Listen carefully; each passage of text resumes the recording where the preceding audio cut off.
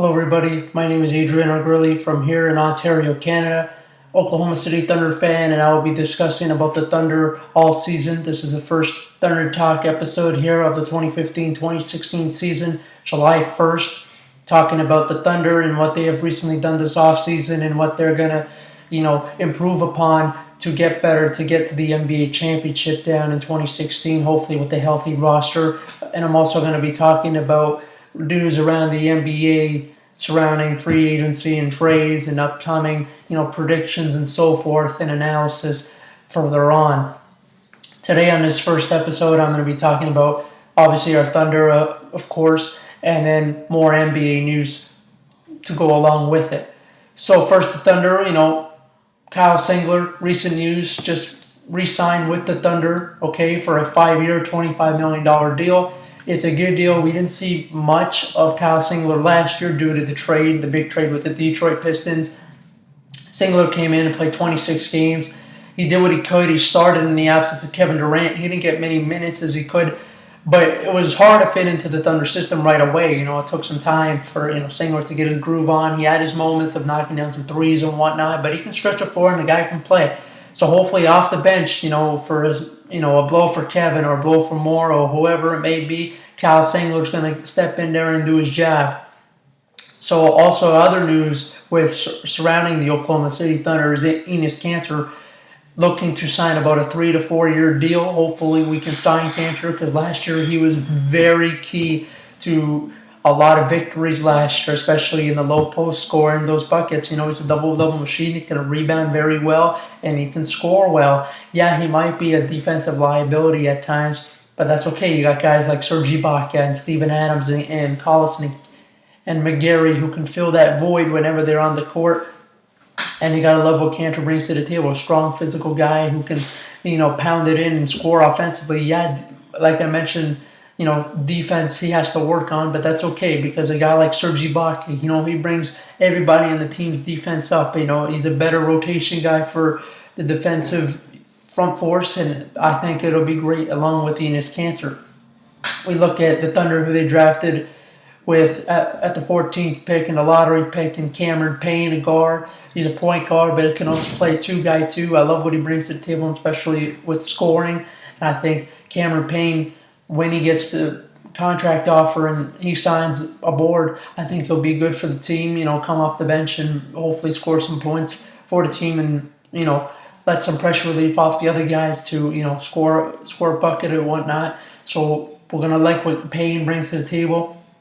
Under returning members, along with the depth chart, we got our, original 5 with Russell, Andre Robertson, Kevin Durant, Serge Ibaka, and Steven Adams, along with the lights of Dion Waiters, Anthony Morrow, DJ Augustine, Mitch McGarry, Nick Collison, Perry Jones. Perry Jones might be on his way out. We don't know yet for sure, along with Steve Novak. One of those guys might not be on the team come, late October, November when the season starts. Hopefully we wish them well if they go along, but rumors are they could get traded or bought out. We don't know yet. Those 2 guys are at the bottom of the depth charts of the team, and it's sad to see those guys go, especially Perry Jones. He's been with the team for, a good 3-4 years now and, hasn't got that significant, build up and push and, battled injury here and there. And it sucks to see a guy, you draft and you want to get a lot out of. And Jeremy Lamb, he just got traded to the Charlotte Hornets. Unfortunate to see Lamb go. He had his moments, but we were living up to the hype, obviously, with the trade for James Harden back in 2012 when he got drafted. Came over to the Thunder. He's a good spot-on three-point shooter, and he can defend as well. It's just he never got the opportunities, and of course, injuries played a part to Jeremy Lamb as well. And we wish him all the best. He did what he could in Oklahoma City, and now, hopefully he can do more in Charlotte. Now, that's surrounding the Thunder news. Not much going on so far, a little bit, but I don't see much of a significant, guy coming onto the team. I think the team is set as long as they can stay healthy. I think it's good to go. A small signing, I believe, maybe of a guard or some sort, or 3-man, maybe depending on who Sam Presti thinks could fit on this team for a small contract. Anthony Morrow last year he signed, I believe, it was 3 years, $3 million per year. $10 million total, right?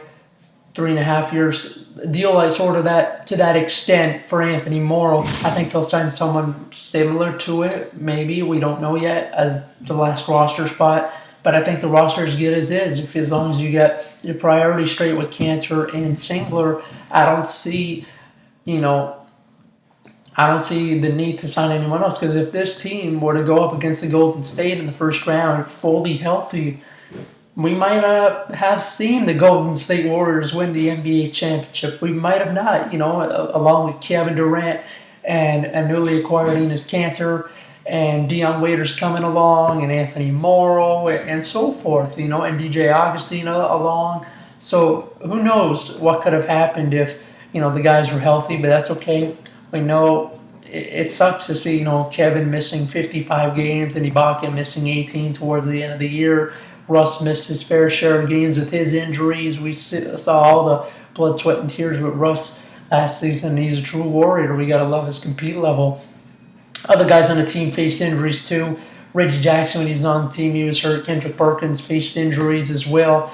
Jeremy Lamb faced injuries. Anthony Morrow missed a significant amount of time. Mitch McGary didn't come back till like February. Collison got hurt, and it was a big mess of injuries for this team. And hopefully this season there's no injuries and everybody stays healthy and can get to that championship because the Thunder have the roster to do it. They really do. If they can stay healthy, and as long as you got the power forces of Kevin Durant, Russell Westbrook, Serge Ibaka, and an emerging Enes Kanter with Dion Waiters and so forth, this team is the team to beat in the Western Conference. A showed aside of San Antonio, this is the team, and I don't think Golden State will get I don't think they'll accomplish what they have accomplished this year, and I'm not knocking them off because they're a very good basketball team and they rightfully deserve the NBA championship. They did, however, it might have been an easy route to the finals. They faced an 8 seed inexperienced New Orleans Pelicans team, okay, and they had a good team, New Orleans, but those guys are all young. You look at the likes of Drew Holiday and Eric Gordon and the emerging superstar of Anthony Davis, all young guys. And I know Golden State, they haven't had much experience either, but they had more experience. They've been to the playoffs. They know what it's like. And they finally had the roster to do it. And I think they caught a pretty big break maybe. I'm not going to knock them off because they rightfully deserve the championship. They went through Memphis. Memphis was battling injuries with Mike Conley, and I feel bad because Conley's a good player and he's a feisty player. And then they faced a Houston Rockets team who, they were missing Patrick Beverly, who gets in their nose a bit, all right? He fights along. But, they were missing some players too. So Golden State might have got a free pass. And even in the NBA Finals, you look at the Cleveland Cavaliers, they were up 2-1 going into a home game 4. And they were without Kyrie Irving. He got hurt in game 1. If Kyrie Irving were to be able to be healthy, just Kyrie Irving alone, I think the Cavaliers, we would have a different NBA champion today, but we don't. That's reality. Players get hurt, and it's unfortunate. Also, the Cavs did miss Kevin Love and Anderson Varejao, but we're not going to point that out either. But that's unfortunate, and we have a new champion in the Golden State Warriors. Well, we'll talk about that another time. We'll move along to the free agent market since it is July 1st, and now players are going to get traded or players are going to sign in a new home. And I think it's pretty cool to see, speaking of the Cleveland Cavaliers, Kevin Love re-signing with the Cleveland Cavaliers for a 5-year, $110 million deal. I think it's great. And Tristan Thompson, 5 years, $80 million. Tristan Thompson, he rightfully deserves that money. He did a very good job. He's a good rebounder, and he can score on a low post whenever he's given an opportunity. I think Thompson, he did great. And I think the Cavaliers, if they're very, very healthy, all those guys, the Eastern Conference is a wrap, I think. Because if you look at, if they did have Kevin Love, they did it without Kevin Love, and they did it without Anderson Varejao, but hey, you got to give credit to LeBron James for going out to find Timothy Mozgov, J.R. Smith, Iman Shumpert's a free agent, I believe. You got to hope maybe they'll re-sign him, and I think they will. Along with Thompson, and Kyrie's healthy, and Dellavedova, the way that he played, the Eastern Conference, I don't think it's going to be, that. It'll be competitive. I think with Indiana, getting their guys back, there's rumors that Monte Ellis is maybe going to sign there. And Paul George is coming back from an injury, and we know what Paul George can do. And Miami, if D Wade stays and Miami gets healthy, along with Bosch and the signing of Goran Dragic, who just signed today, I think they'll give the Cavs a run for their money in the upcoming Washington Wizards, and who knows what the Raptors with the signing of DeMar Carroll, and who knows what else they got up their sleeve. Those are the 5 teams that. And the Atlanta Hawks as well, even though the Atlanta Hawks have lost some guys. They lost DeMar Carroll earlier today. And Paul Millsap is rumored to either re-sign with Atlanta or at Orlando. He's got a big contract offer there. But who knows? I think the Cavs are still the team to beat out East. And especially with the re-signing of those guys, I think it's very good. And with Kevin Love, people have criticized Kevin Love because of what he brings to the table. I think Kevin Love makes it easier for his teammates because of his passing abilities, and he can stretch the floor, and he's a good three-point shooter, and he's a star in this league. He's not a superstar, but he's a star in this league, and he rightfully deserves the money and the max contract, and I think Cleveland's still at the top in the Eastern Conference, maybe the NBA champions in 2016 if healthy. If not, they could probably afford to lose another guy. They could probably afford to lose Love or Anderson, Varejao, or Thompson. I think even if they lose a big guy, I don't think it matters because what happened in the finals, it looked like they had a wrap. At a 2-1, you got to close it out. I'm sorry, I think you have to.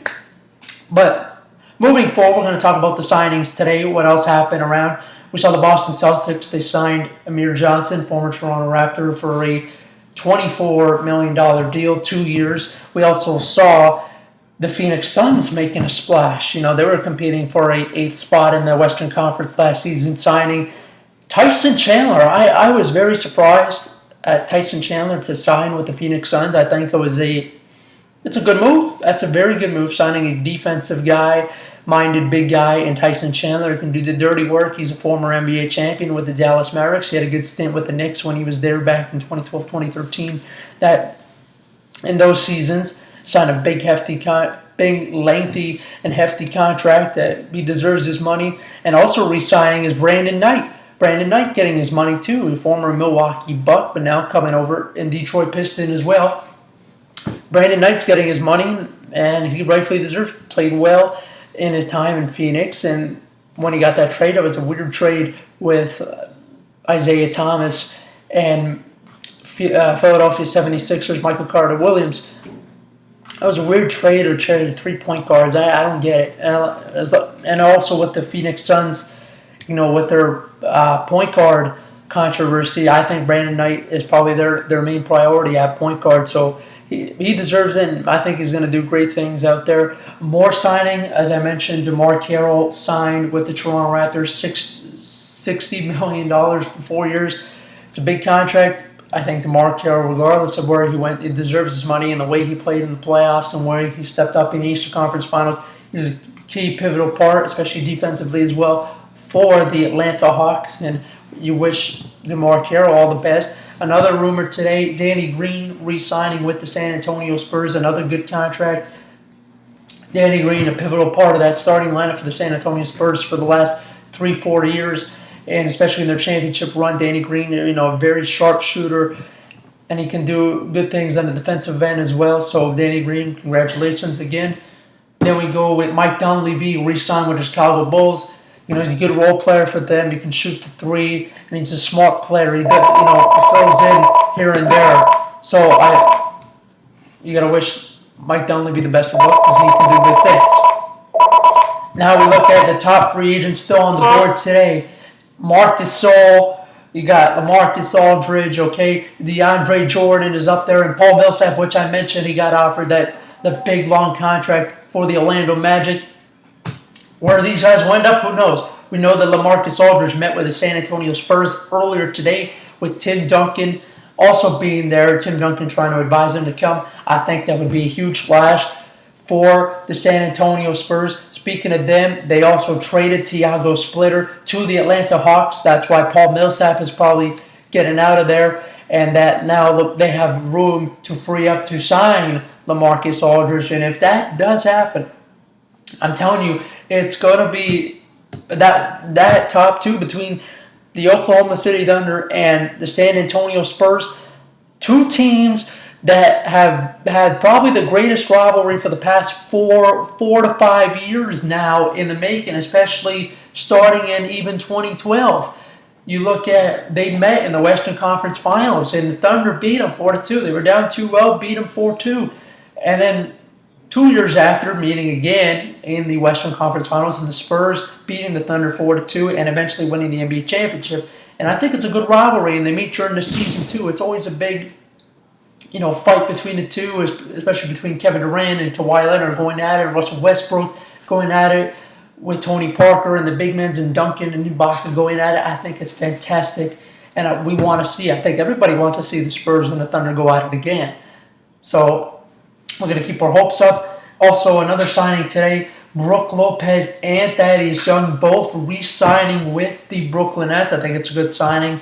They played well together down there in Brooklyn towards the end of the season when Thaddeus Young got traded. So I think Brooklyn can do some good things. Maybe they'll do some damage. There might be some rumors on Joe Johnson leaving. We'll keep in touch with that. Another rumor today, Chris Middleton, big, long, hefty contract again with the Milwaukee Bucks. Rightfully deserves it, and he played really well down there in Milwaukee. So we have that. But today, the big news, another big news with Anthony Davis, $145 million. This guy could be the best player in the NBA come in a couple years, 2 to 4 years. 2 to 4 years. Anthony Davis is going to be the man in the NBA. So he rightfully deserves it. We're going to see, hopefully the Pelicans get better as a team and maybe sign some guys. They're going to get healthy. Drew Holiday, Eric Gordon, Tyreek Evans. They got a really strong backcourt, and it's nice to see those guys. You got Anthony Davis with Omar Sheik, okay, and they coexist. So we'll see more. And also a Norris Cole down there. He got traded as well. So good things to see from the Orleans. I think that 8th spot in the Western Conference is becoming... It's going to be great to watch because now that the Phoenix Suns, re-signing with Brandon Knight, as I mentioned, and Tyson Chandler now, there's a lot of new rivalries and teams that are going to jump each other. The Mavericks haven't done anything yet. The Lakers that are trying to get back into the final playoff spot again, trying to make the playoffs after a disappointing drought. Obviously with the draft pick with D'Angelo Russell, they're trying to meet with some big free agents in Monroe, and even they try to get Aldridge, but it didn't work out. So we'll keep an eye on the LA Lakers. But for now, that is the news coming out today from Oklahoma City Thunder Talk in Ontario, Canada. I'm Adrian O'Reilly. Thank you for joining me. We will see you soon for episode 2 in the near future. Thank you.